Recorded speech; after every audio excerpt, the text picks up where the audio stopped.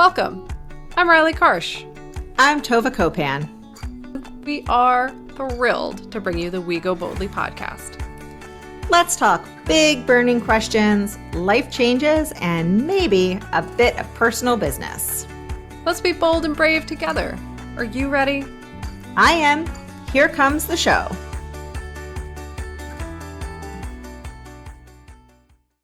Hello and welcome to We Go Boldly, the podcast. We are, as always, so very happy to have you with us on the show today. We're bringing you a surprise, maybe not so surprising, interim season in between. That's what interim means.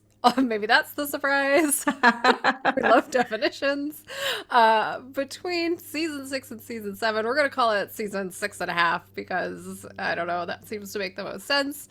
But we're going to bring you a quick 2-part season on belonging and fitting in. That seems to make a lot of sense to talk about right now as it's back to school time for a lot of people. And it's just something that's been on our minds. Before we dive into that, though, I am going to do maybe my favorite part of the show and welcome my incredibly wonderful, lovely, talented co-host to the show, Tova. How are you today, my friend? I am happy to be here. It has been a very strange few days. So strange. So strange.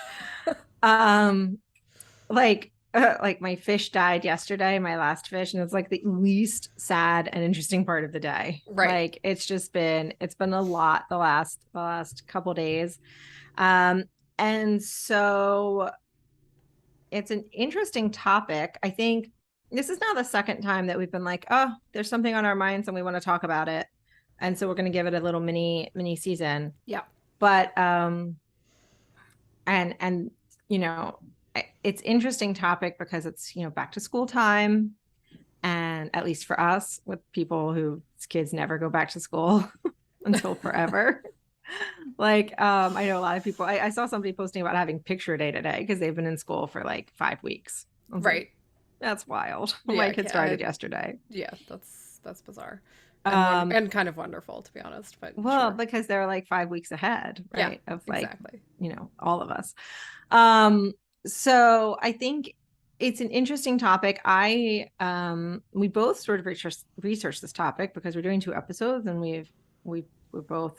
I researched it in relation to kids and you researched it in relation to adults. But one thing that I found, and I'm just gonna dive feet first because I think this is just something that can kind of guide us throughout the conversation.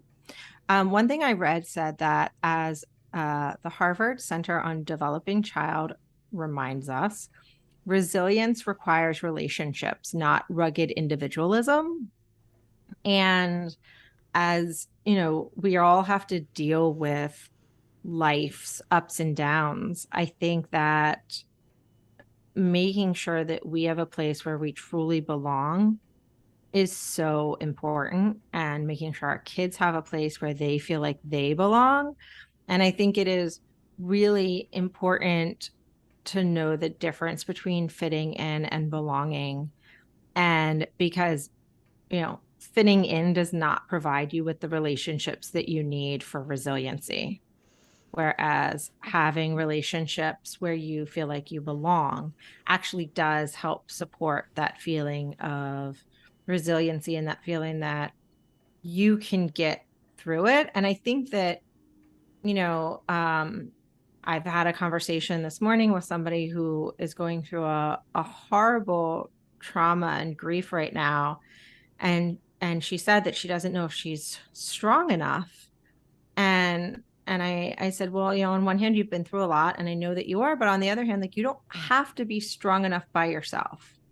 And I think that's where it's so important, even as I know our conversation will veer towards the topics of like, I have a new middle schooler as of yesterday and lunchroom drama and all of that. And that's kind of the lighter, higher side, not lighter, but the higher side of fitting in and belonging. But I think that there's a reason that it's so important that we take the time both for ourselves and for our kids to make sure that they do feel like they belong. And it's because it gives them that strength to handle what they need to handle in life.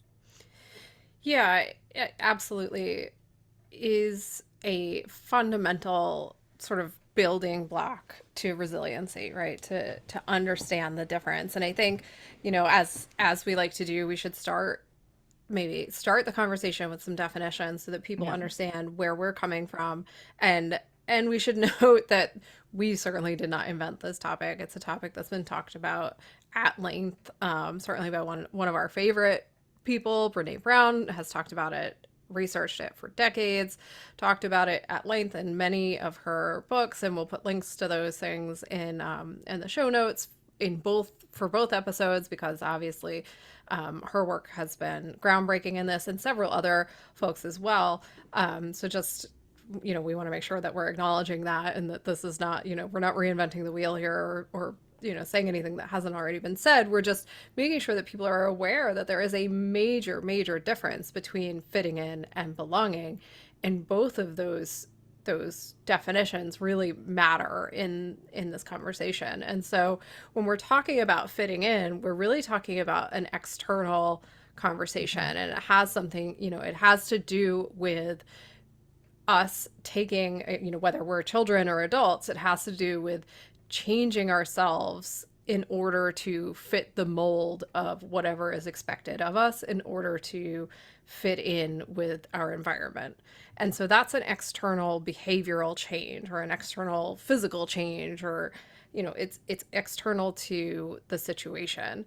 And when we're talking about belonging, it's really much more internal. And something that we'll talk about next episode a lot more is that in order to really have that sense of belonging, you have to have a very deep understanding. Well, you have to at least have some understanding of who you are.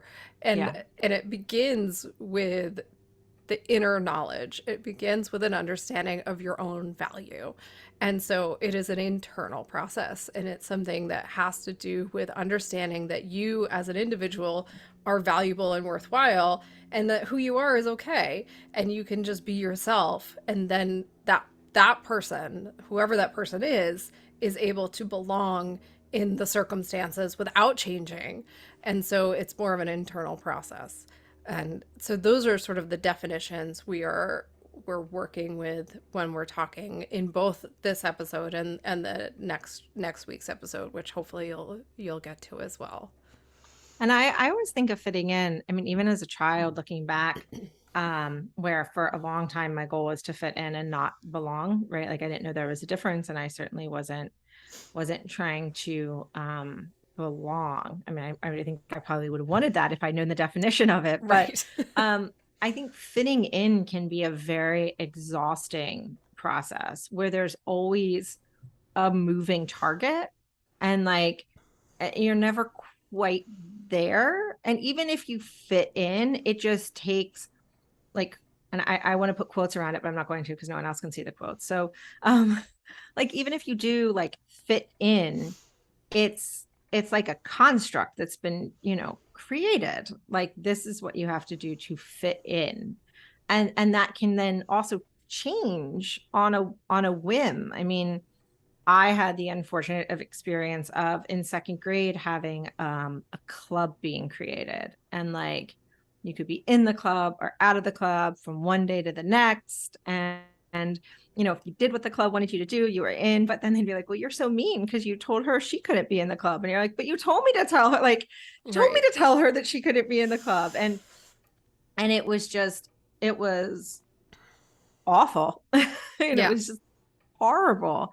And it's not something like, even if you are like queen bee, and I mean, I look at, I used to watch the show Gossip Girl, and one of the main characters was basically like the queen bee of this private school in New York. And even though she was the one who decided if people fit in or not, she still had to follow all those rules. Like she was exhausted. She still had to keep everything up. So it doesn't really matter where you are on the hierarchy of the fitting in group. Like it's exhausting Yeah. because it's pretend and it's not necessarily tapping into who you are and who the people around you are. It doesn't really require that you actually get to know the people that you're with. And so it can be very, very exhausting.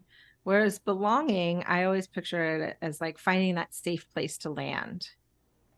And so with children, usually the first place that they would belong to is going to be their family, ideally, hopefully, right?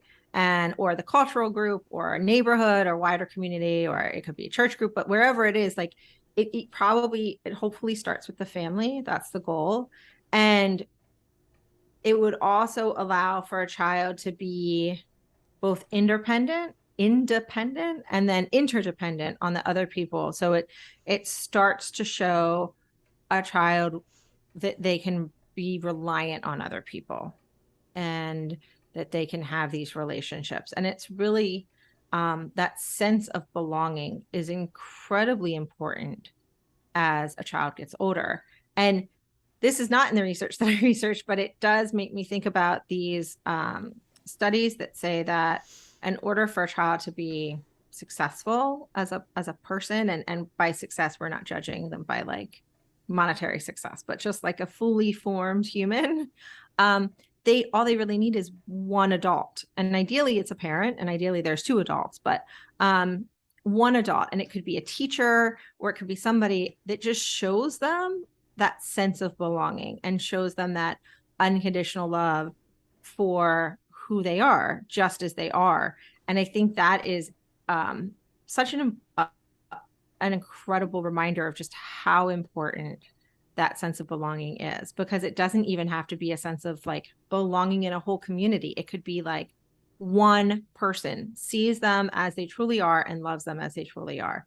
And that can be enough for a child to be fully formed. Yeah, and it is there are we'll again, I keep saying this, but we'll talk about this more next week in respect to adults, but there are a multitude of studies showing that the sense of belonging is a physical need. It's more than just like something on the emotional hierarchy, right? It is something that we biologically are programmed to need as human beings. And without that sense of belonging, all kinds of bad things can happen to us. And Right. so, one of the reasons we want to talk about this with respect to children is because it starts very early. It starts as early as, as childbirth, right? Like when babies are born, they immediately seek out a sense of belonging, whether you want to argue if it's on a conscious level or not is irrelevant because it starts happening very early. And so that sense of belonging that is sought out is what we want to explore, and why why people want to belong versus fit in, and how can we help kids sort of understand the difference, because I think we all can remember and have experienced those times as kids growing up where we were just trying to fit in and we were just trying to be a part of the group. I mean, I don't, even somebody like myself who was, I don't, I find that I was not as often I react differently to peer pressure because I have trouble with authority figures, quite frankly. And so I would go the opposite direction, right? Like if somebody tried to pressure me into doing something, I would do the opposite. But Right. I still went through those phases where I wanted to fit in. I wanted to be a part of the group. I wanted people to like me. I wanted to be cool. And I never was, but I wanted to be. And so like I would want to wear the cool kid jeans, or I would want to, like, I don't know, talk about the TV shows that I didn't get to watch at home with all the other kids, or whatever it was. I would want to do the thing that would allow me to fit in, even though I am particularly, more resistant to peer pressure. I see it in my kids. One of my kids is very resistant to peer pressure. The other one is the opposite. She's, their one is going to be more susceptible to peer pressure, and I can see it, and it's part of their personalities. Yeah. And so how do we talk to our kids about the value of belonging versus fitting in? And I think Well, like that's the crux of the issue. it is. And I think it's also, we have to make sure that we recognize that it's okay to want to be a part of something bigger, Yes. and it's okay to want to like fit in, as long as you know that it's more important to belong. Like it's okay to have that want. Maybe it's not okay to bend backwards and change all the things, but it's having that desire to fit in. And I watched somebody on Instagram was like, these are the questions that you should ask your kids instead of how was their day. And one of the questions was, who did you sit with at lunch? Yeah. And I was like, okay. So first day of school yesterday, and I asked my oldest, who was, going to middle school and was terrified, by the way. And I used a fun little trick, right? In the morning, he was like, I am so scared. And I said, okay, name what you're afraid of. And like the things that he was afraid of were certainly legitimate, but there was stuff that we could talk out, right? So like sometimes our fear is bigger than our actual fear. Like it just grows and grows. But I asked him, I said, okay, I said, well, who did you, hang out with at lunch, or who did you sit with at lunch? And he was like, oh, it was great. It was like these two big tables, and it was like all the kids from my old school, plus a few of like more kids. And he listed off a bunch of kids. And some of the kids he listed are kids that like definitely pull that like fitting in feeling out of him. Like I see it, and I know it's not that sense of belonging. It's that sense of trying to keep up with them and fit in with them. And I said, okay, who did you actually sit next to? And he named two boys, one on each side, that he has developed as he's gotten older, genuinely good friendships with, that he belongs, that he feels comfortable. And I can tell that, he feels comfortable. So I was like, okay, that's good. Like, even though he felt like this was great, I was in this group, there were 30 of us, there were like two tables and we were all together. But like the kids that were on either side of him, those were kids that he belongs with, that like I know he has that like peace when he hangs out with them. And so I felt okay. I was like, okay, it's a good start. It's a good start. Yeah. Well, and so part of that process that you're describing is helping your son, but also if somebody else was going through those sorts of questions or those sorts of conversations with their children, it's helping them start to build up a dialogue and a conversation toolkit around that understanding of belonging without being like, okay, honey, what did you do today so that you felt like you belonged, right? Like you're Right. having a conversation that they can understand and relate to, that helps them build those tools. And that's kind of the key to it, right? Is to help them understand, and then to help them also be like better humans when they go to school, and to Right. help other people feel comfortable with belonging and not trying to change themselves to fit in, right? So those are the two, that's kind of the flip side of it. We want to raise good humans who are out there, Yeah. Helping other people belong and not trying to change people to fit in to meet their expectations, because that's what fitting in is about at the end of the day, right? Is Well, changing to meet expectations. And if you're changing to meet expectations, then somebody's putting that expectation out there. Now you may be putting it on yourself, or somebody else may be putting it on you. It's, it could go either way. We should take a quick break, but I want to continue this a little bit more, this exact thing that we're talking about. So let's just take a quick break, and then we will be right back.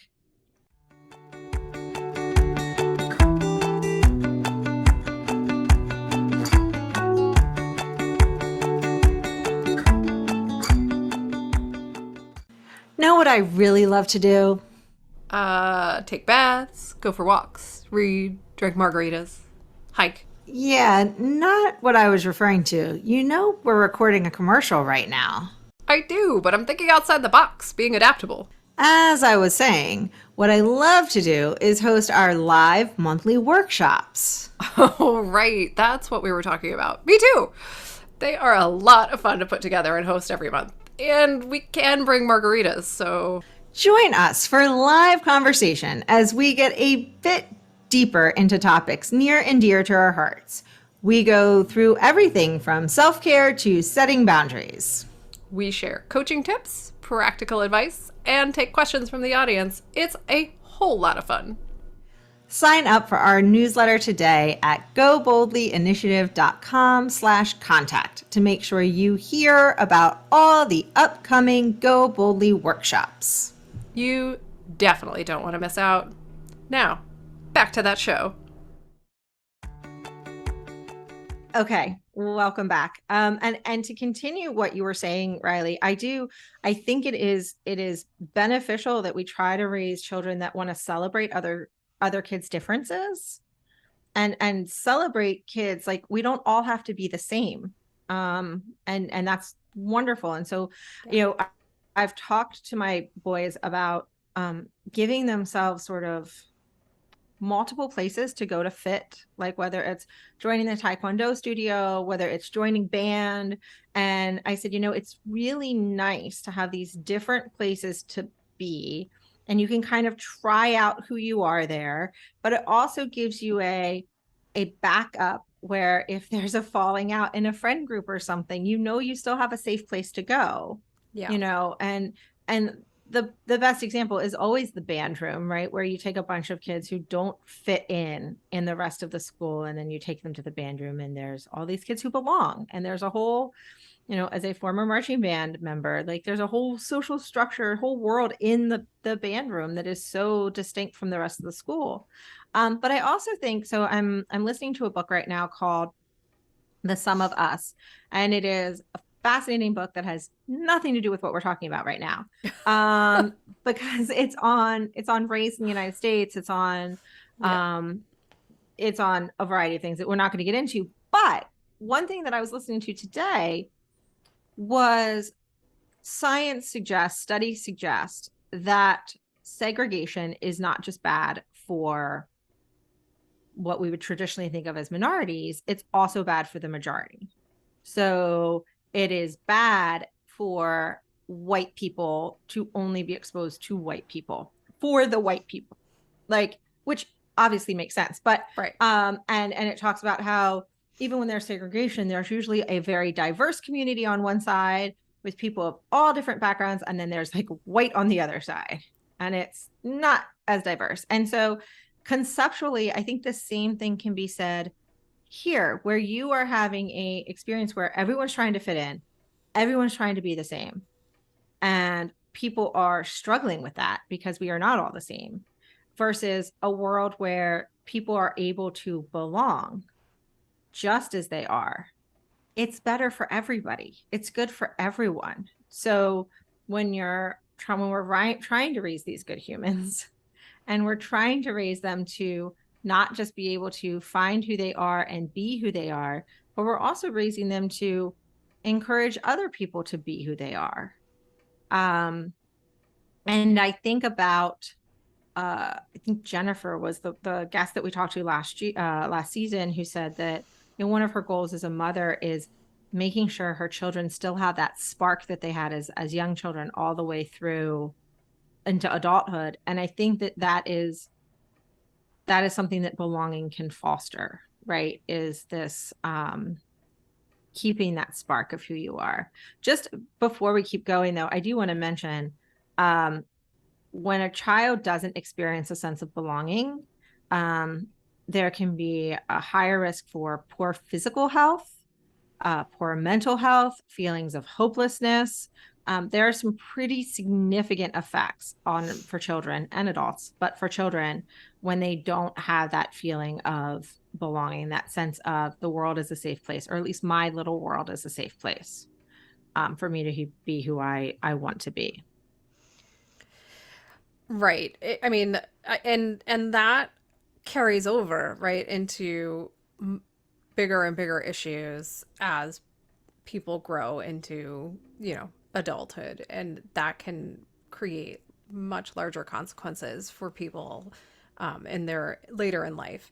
And so, as we've talked about through now 6.5 seasons, there are a lot of things that stem from a lack of sense of belonging and a lack of sense of worthiness. And I think the two tend to go hand in hand, right? If you don't feel worthy, you often don't feel like you belong anywhere.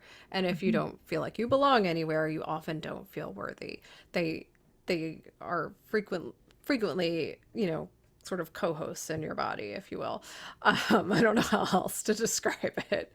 Um, and so when that happens, you know, you can imagine the fallout, or you don't even have to imagine it. Maybe some of you are living it. Maybe some of you lived it and have moved through it. And we've certainly spent, I forget what number episode this is, but almost 90 episodes talking about the consequences of that process happening. And so if we as adults look to children and see that this is the reality and this is the world we've created for our kids, when we're sort of trying to create this mainstream life for them where they are all put in buckets that they have to fit in, where, you know, girls wear pink and boys wear blue, and girls cheerlead and boys play football, and, you know, or whatever it is, then there are consequences, because those are not hard and fast buckets that kids fit in. And so if we can help create a space that is less confining and more open, and where kids can find their people and try new things. You know, I've talked to my kids at length about this, and they go, "Well, I don't know who I am yet." Well, of course you don't. You're not even, you know, you're not even 10 yet. You have no idea who you are.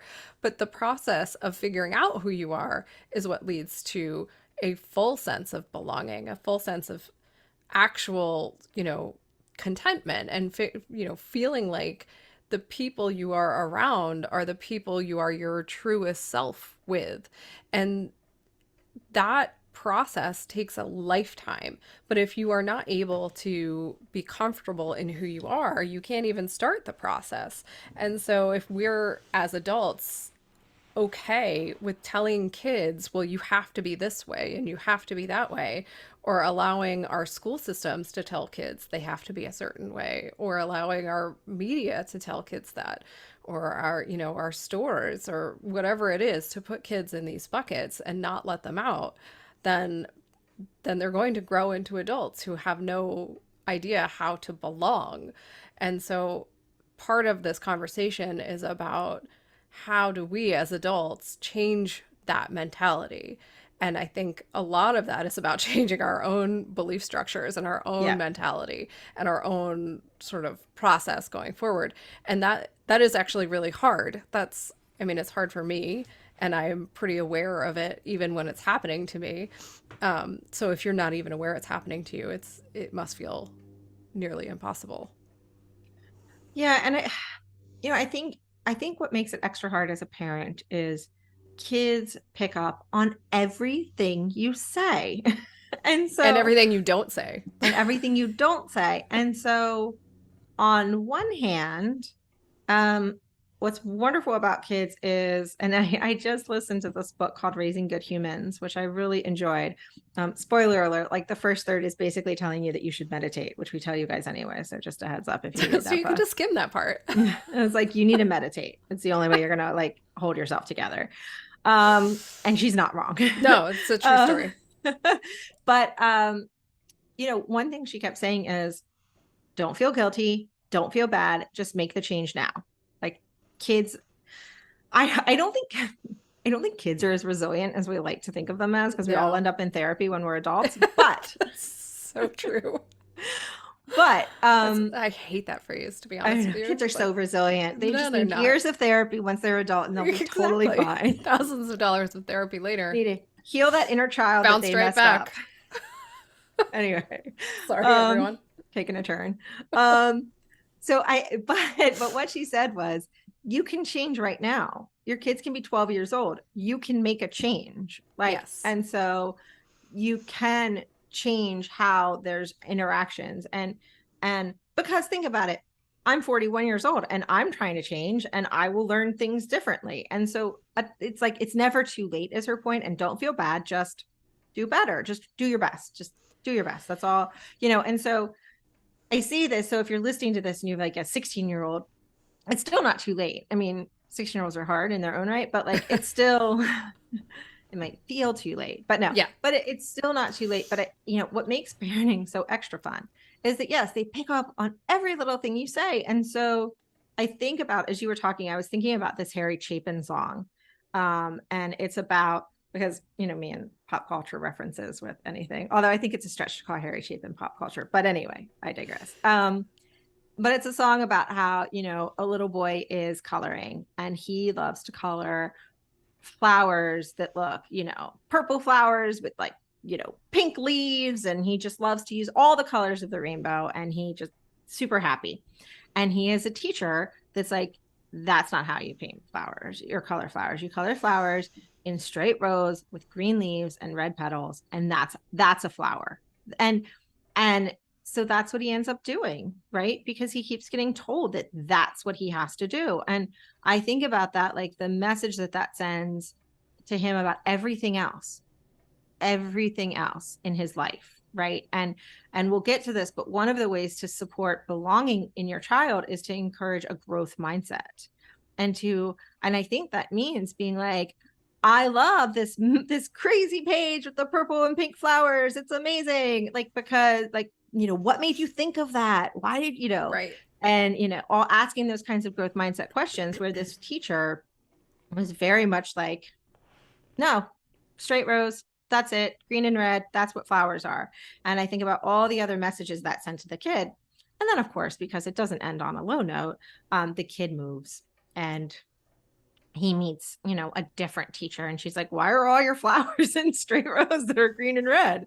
And she's like, flowers are every color of the rainbow. And then, of course, there's a lovely chorus about how flowers are every color of the rainbow. And it ends on a high note.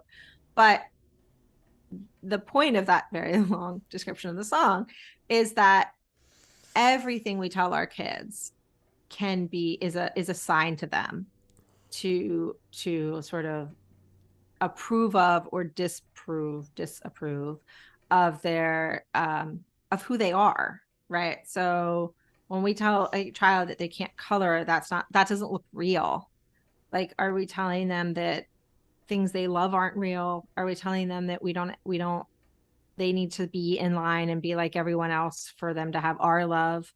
And so, but I think just like the kid in the song, you can change that, right? And you can encourage differences. And like you said, Riley, with your kids and certainly my kids, there are some kids who are desperate to fit in. And those are frankly harder Yes. than the ones that are like, cool, I like flowers that are, pink. They're fun. And Right. I mean, you can look at my kids' pictures from the first day of school and see which ones want to fit in and which ones are like, I like my outfit the way it is. Yes. And my straight socks. Right. Like I got him white socks and he was like, oh, they don't fit. And the next thing I see, he is like high knee sock, blue and yellow striped socks. And I was like, awesome. And it's important, I think, to note that there are different ways in which kids will want to fit in and different times they'll want to fit in, right? Like, one of my kids could not care less what you think about what they're wearing, like, but in other ways always wants to fit in. So it just varies depending on the circumstance. But I do want to amplify what you're saying about it is never too late to change the way we're talking to our kids, the things we're talking to them about, the way we're modeling behavior. And I think it's really important what you mentioned, and that is that when you do change, you just have to let I don't know how you do this because I'm still working on it, but you have to let go of the guilt that you may be holding on to for how you did it before, right? Yes. Because if you're holding on to that guilt or shame or feelings of failure or whatever negative emotion you have attached to the decision you made the day before, your kids will know, you will know, and making the change is going to be that much harder and that much less effective. And so letting that go is the key to the success of making the change. And I have learned that the very hard way. And it is so hard to do. I'm not judging anyone. I really am not, because it is so hard to do that when you feel like you've done something wrong and you've like ruined your child. Well, and I think that this is honestly not to harp on this whole meditation thing, but for me personally, this is where meditation has made the biggest change in my life, because there are lots of things that I have trouble reconciling with, and guilt and shame and that feeling of ruining my children's lives. Right. And it tends to result in me being impatient with my kids because I'm angry at myself. So Right. clearly that I should be impatient with my kids. It Naturally. makes perfect sense. I get it. Naturally. And so that is where I found that actually meditation, it just doesn't seem to matter what the meditation is about. Like, it could totally be like welcoming abundance. Like, Right. it doesn't. And that's why a lot of times in this book, and honestly, any book where somebody's encouraging meditation, a lot of times it starts with just being silent. And I think that it's one of the reasons we encourage morning. I know I'm like totally taking a turn, but like we encourage like morning meditation, because I find those moments of silence can help me throughout the day. Yep. So when I feel those feelings of guilt or shame that come in with my previous parenting decisions or life choices, I can kind of go back on those feelings of silence, of those feelings of calm, and kind of channel those to help me so it doesn't turn into impatience with my kids. Yeah. We do need to take one more quick break, so let's do that. When we come back, I there's one other thought on this whole conversation that I wanted to raise, but let's take a quick break and we will be right back, everyone. In case you didn't already know, we love talking. True story. More than simply talking, we love researching, prepping, and bringing this podcast to life. We launched We Go Boldly with the goal of reaching people dealing with the kinds of questions and concerns that we also face. Things like how to hear my inner voice, how to make sure my habits are worth it and stick, how do I feel my feelings and still manage to function. After years of personal work and lots of trial and error, we realized we have a lot to share on these topics. Now we've been broadcasting for over a year, and we are proud of our podcast. And to no one's surprise, we still have a lot to say and talk about. We sure do. We need your help to keep going. Every episode takes time and money to create, and we would love your support. So, if you like what we are doing, please support us by joining our Patreon community and becoming a monthly subscriber. Join our Patreon community today at patreon.com/wegoboldly. We are so grateful to all of our supporters. Now, back to the show.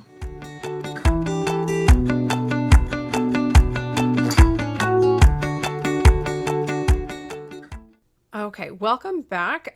Before the break, we were talking about kids and their urge to fit in, and sort of how you navigate that. And we were also talking about letting go of our own sort of feelings of guilt about how we've managed kids in the past. And so one thing that I also wanted to raise, and I think it's something I'm still struggling with, but I feel like I can certainly speak to, is we all feel this, well, maybe we don't all. I feel this urge to help my kids fit in sometimes, because I know how hard it is to be the odd person out, right? To be the person who doesn't fit. And so you walk this fine line between wanting your kid to, quote, fit in, and knowing that the better option is to belong. And how you navigate that as a parent is a very sort of gray area, I feel like, and something we haven't really talked about yet. But I know Tova, you sort of started to bring up when we were talking a little bit earlier. And I think it's one of the things, I know it's one of the things I struggle with the most, certainly with my older child, because as you get towards that middle school age, that's when it really becomes sort of the harder time, I think, for this fitting in versus belonging experience. Yeah, and I think, you don't want your kids to miss out on opportunities. Yep. You don't want to miss out on experiences, because they don't fit with the other kids who are doing those things, right? Like Right. you don't want to lose. I mean, that happened this summer in relation to a graduation, like post-graduation event. And I think I took it, my oldest wasn't included, and a lot, like all of his friends were. And it sort of just came down to like, well, this family got this many invites and this, and no one kind of did a holistic look and be like, oh, so like the only kid not invited is actually this kid. We should just invite him. Like it was kind of like, it just, he, to be perfectly honest, he fell through the cracks. Right. And I felt incredibly guilty because I felt like, had I fostered better relationships with the moms, had I done that, then he wouldn't have fallen through the cracks. And he doesn't play a sport that all of his friends but one plays. And so it actually requires like an extra effort to foster those relationships because they're stuck on the sidelines like all the time together. and I really have to like be like, he wasn't actually that upset. We had a great time. We went to like a Japanese steakhouse and it was it was a horrible experience because my other two were disasters, but he had a great time. Yes. So let's keep that was Right. on the prize. And the food was good and he had a phenomenal time. Although he said, next time, can we come without them? It's like, seems like a good idea. Right. Yeah, seems like a good plan. Not a bad suggestion. But I struggled with feeling like I was messing up and that I should have done more. And that was a purely fitting in scenario. It had nothing to do with belonging. It was all about fitting in. But I do think it's really hard because we don't want our kids to just miss out on fun experiences and miss out on getting to know other kids, right? Yep. And I think that it's sometimes, especially with if I'm looking at the teenagers, at least the ones that my friends have, because that's my only interaction with teenagers is like the kids they put on Facebook.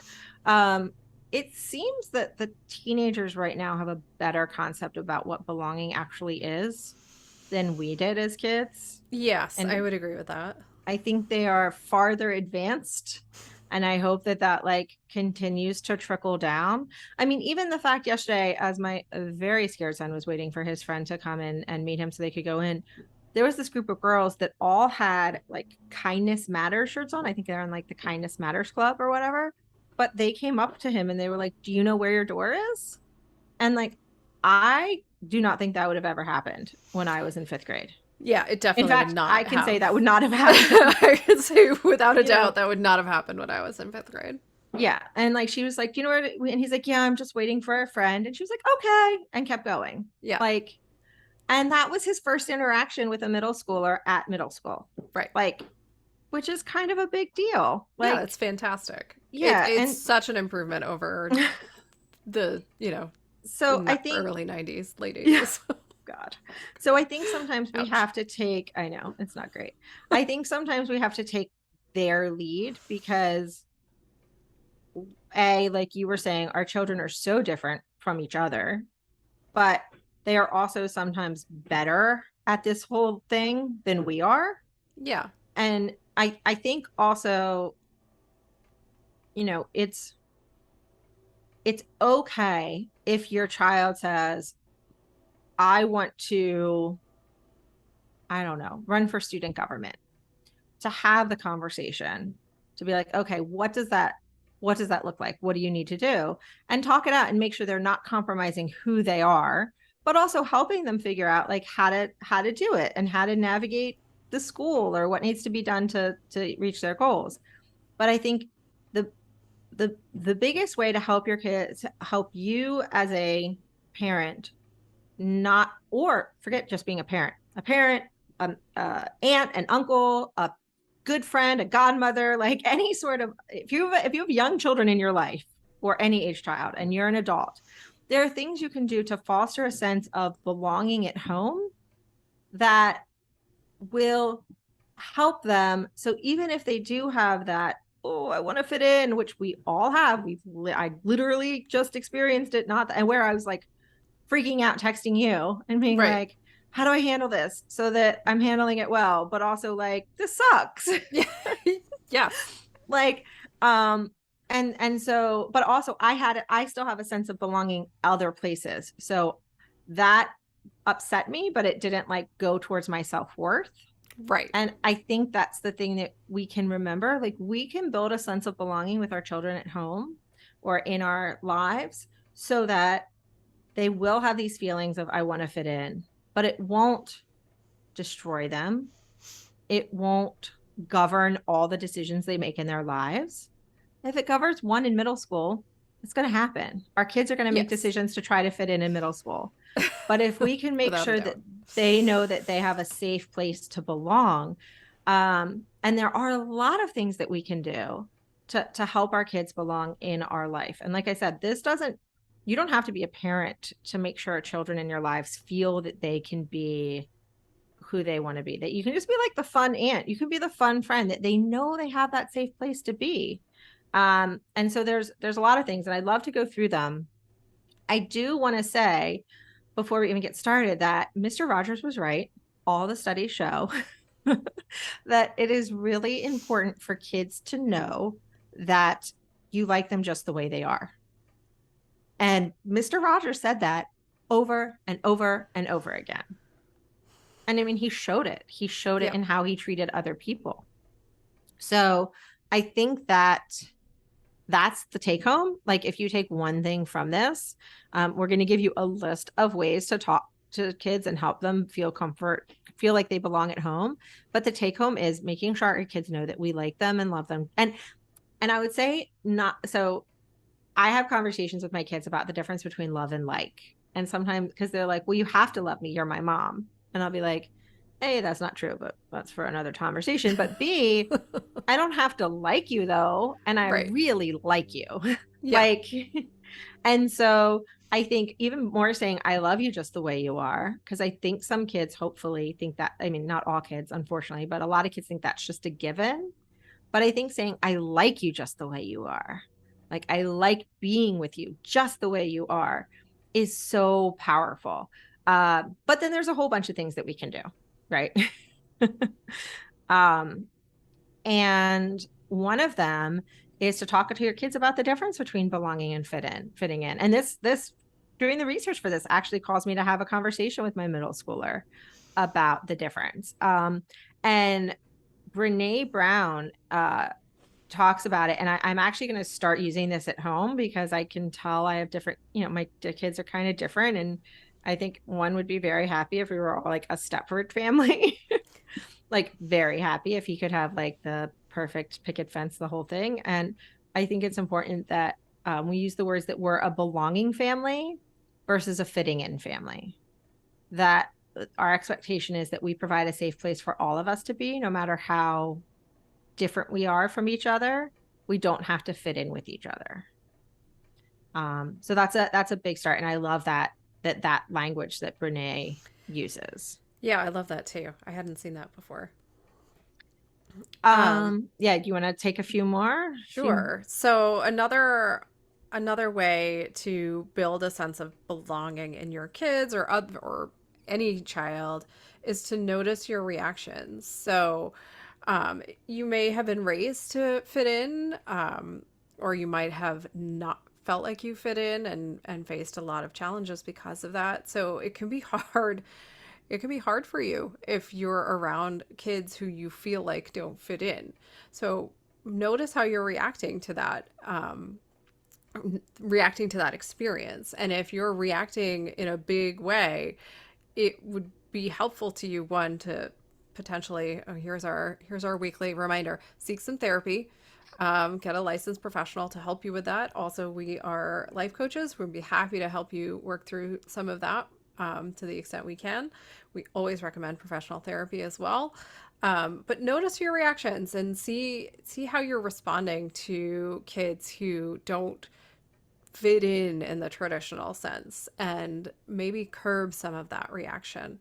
Um, Also, another important message: acknowledge that building or seeking belonging is brave. It is a brave thing to look to belong somewhere. That requires courage.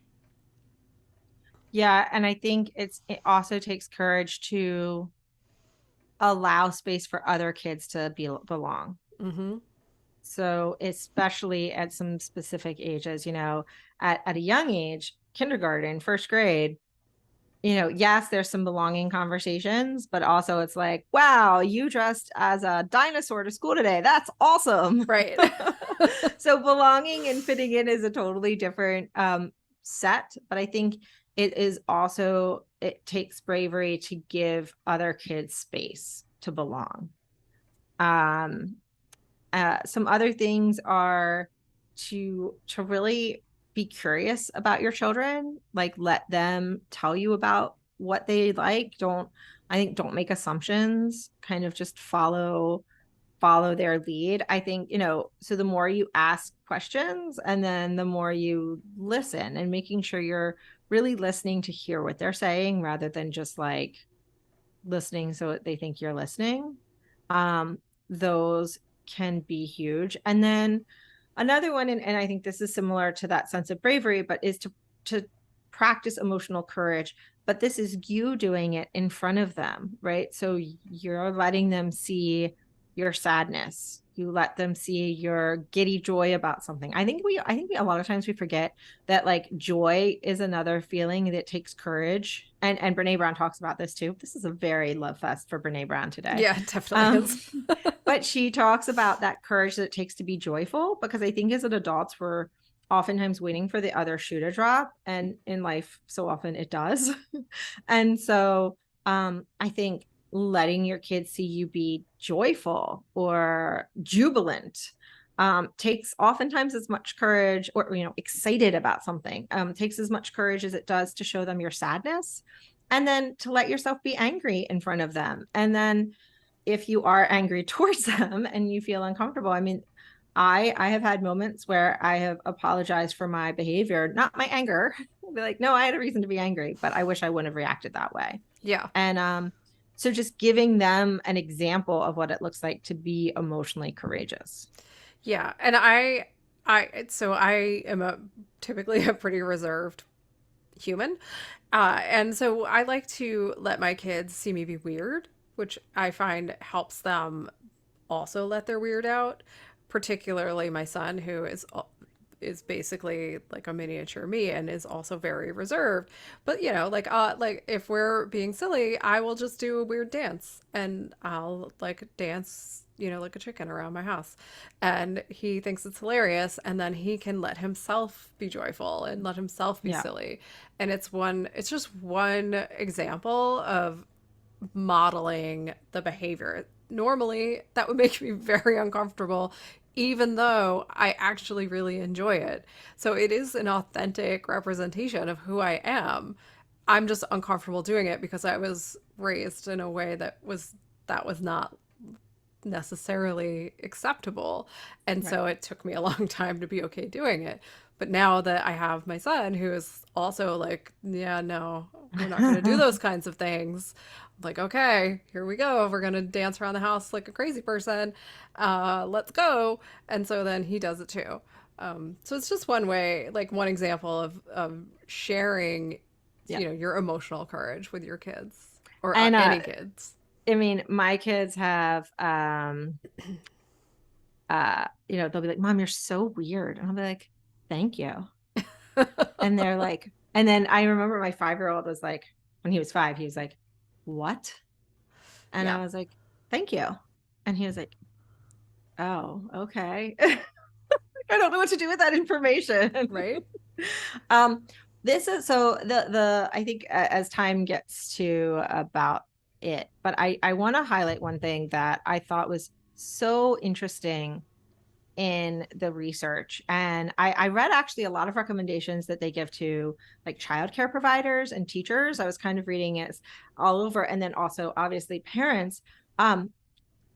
having family rituals and routines, and then not just that, but then telling stories about things your family have done together, kind of having, and I know in my family, telling stories about things our family has done is like a ritual. Like when I go to Maine and visit family, we would spend a lot of time just like sitting in our living room talking about the other times we came to Maine. Mhm. Like that was a We do this ritual. all the time in my family. It's usually Yeah. about when somebody tripped over something and then fell, because Oh that yeah, there seems was to the happen a time lot. there was the time that my dad dropped tomatoes like soup or sauce on his toe while we were loading the car to go to the beach, and my Oh, stepmom goodness. and I like bent over laughing. So I think we were like so like, oh my God, that the only thing that came out was laughter, but like laughter to tears. Yeah. We're pretty sure he broke his toe. Oh, Like I'm goodness. not gonna lie, he couldn't get in the water. It hurt too bad. It was not Your poor funny dad. at all. My poor dad. But it was not at all funny, but like Right. bent over Yeah. laughing. Is not our kindest moment.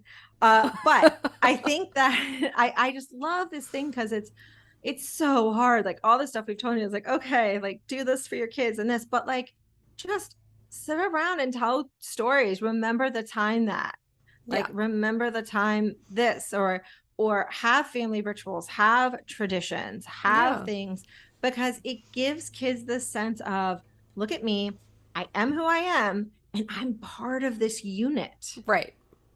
And I'm an important part of this unit. I'm in the stories of the unit. I have important roles in the rituals of this unit. And if you are accepting your children as they are, and then you're making them a part of this, you are teaching them what it feels like to belong. Yep. And so they will know when they find it somewhere else. They will also know that they deserve that feeling when they're with their friends. They deserve to feel like they belong and they are worthy of that. And so I love this concept that routines and rituals and retelling of family stories, the happiness, the sadness, like whatever is part of helping a child feel like they belong. It's also fun. Yeah. Unless you're the guy who broke his toe. Yeah, your poor father. Well, I think it is just about time for homework. What do you think, Tova? I think it is. I think it is time for homework. Okay. So our homework is, and this can be a journaling opportunity, or it can be a just go do it opportunity, like think and do. It kind of depends. But I would say the first part is probably more journaling, and that is think about your experience as a child, right? And just look back and think about when did you experience that sense of belonging? And if you didn't, when did you first experience it? Hopefully at some point you have experienced that sense of belonging. If not, write about that and let's talk about that. But look back to when you were a child, think about when you experienced that sense of belonging. Think about whether it was, with your family, with your friends. Did it take until high school to find your people? Did it take until college? Did it take until after college to find your people? And if you can identify when you felt that, write, if you can, based on sort of what we've talked about, why you think you felt that way. Was it because someone told you that they loved you exactly how you are? Or was it because suddenly you found people who thought the same things were funny as you? Like whatever, you had a weird sense of humor and they do too. Whatever that might be, what triggered that feeling of belonging. And then this is the do part. And obviously you can write it down or you can just do it. If you have children in your life, once again, they don't have to be, your children, but what can you do if you haven't already been doing it, or what can you continue to do, or what can you add to help make sure the children in your life feel that sense of safety and belonging when they are with you? And just pick one thing. Like maybe your list has like 10 things. Oh, I could do this more. I could do this more. I could do this more. Let's be realistic and pick one thing and try to start doing that in your life, so that we can try to have this next generation of little people really knowing what it feels like to belong. And I think that's it. Sounds So- good to me. Yeah, we'll be back next week for part 2 of season 6.5. And then we're going to premiere season 7, which is so exciting. But before we do, part 2, season 6.5, we'll be back next week. We will talk to you then. All right. Take care, everyone. Thanks so much for listening to We Go Boldly podcast. We know you're busy and we love spending time with you. If you enjoyed this week's episode, let us know. Head to Apple Podcasts right now to rate and review our show. While you're there, be sure to click that subscribe button. Want more us time? Follow us on all the socials at Go Boldly Together. Want even more us time? As in all the coaching pizzazz. Find us at goboldlyinitiative.com for all the info. We will be back with more excitement, research, and deep thoughts next week. Until then, keep on being the bold, brave, amazing people we know you already are.